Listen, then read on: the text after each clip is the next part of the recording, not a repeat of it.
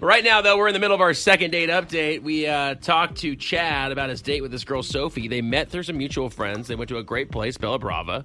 Had a great time there. He thought there was nothing off about the date, but now he has not heard from her since he dropped her off at home. Yeah, and he said his car was clean. He paid for the date. He said he was nice to the servers and everything, so he doesn't know what's going on. All right, so we called Sophie. I believe Kevin has her on hold right now. Yes. Okay, let's go ahead and bring her on. Sophie, you there? Yeah, I'm here. Hey, thanks for hanging on for us. We appreciate it. Sounds excited. Yeah, exactly. Hey, Sophie, we want to see if we can talk to you for a second, and this is going to sound weird, but it's about a date you recently went on. Would that be cool if we asked you a couple questions? Well, that's not what you guys said this was about. Well, actually, I know that Kevin probably told you that you could win something, and You can. That's true. You could, but we just want to see if we could ask you some questions real quick about a date you went on. Would that be okay? We'll be real quick. Okay. All right, cool. So we want to talk to you about this date you went on with this guy, Chad. He told us that you guys had a great time together and that some mutual friends set you up, but he has not heard from you since he dropped you off at home that night and wants to know what's going on. Well, the thing is, he picked me up, Okay. and when he came to my house, I wasn't ready yet. So I asked him to wait for me just for a couple of minutes. And I was in the bathroom, finishing up my makeup. And when I was about to tell him, hey, I'm ready, we should, get going. And he was in my kitchen making himself a drink, going through my cabinets and fridge, Wait, he's going through your fridge? Yes.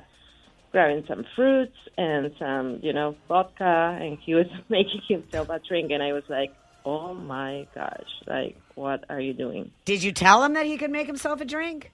Well, no.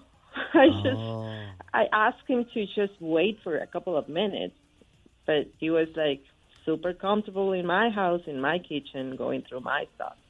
Wow. Okay. Yeah. So let me just get this straight. So he comes to your house to pick you up. You're not quite ready yet. You invite him in, and then when you come back into the room after getting ready, he's helping himself to some alcohol and some stuff in your fridge. Yes. Okay, and that made you feel a little uncomfortable? Well, yeah.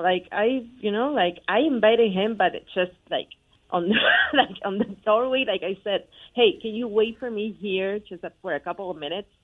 Was it really expensive alcohol? Well, no, he made himself at home, I didn't say anything about going to my kitchen and, start going through my stuff. Okay.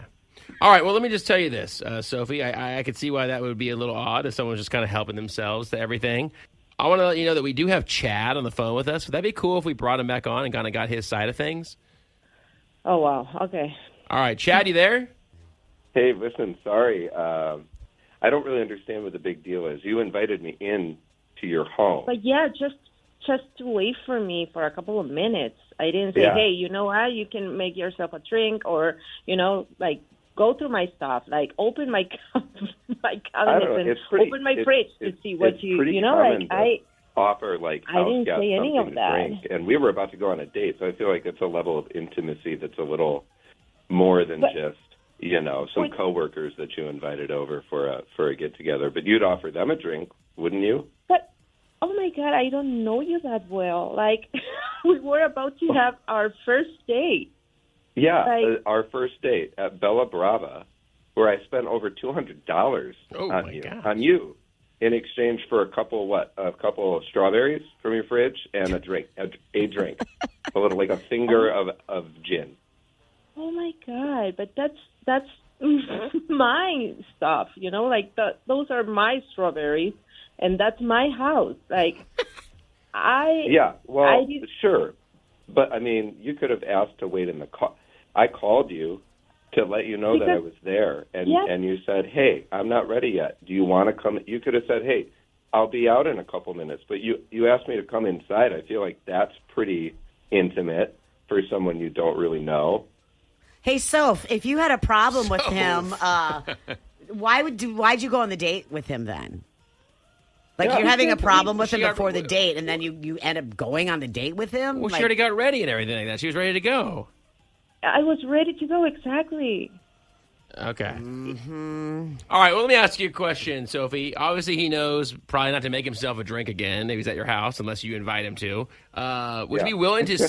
Would you be willing to see him again? Would you be willing to go out with him again? Because it sounded like you guys had an okay date once you guys got out of the house. yeah, we'll pay for it. I don't think he doesn't seem to, understand boundaries. Like, I don't see he's, aware of any of that. And the fact that he doesn't seem to see that there's something wrong with that. And I don't know, I don't feel comfortable with that. Wow. Okay.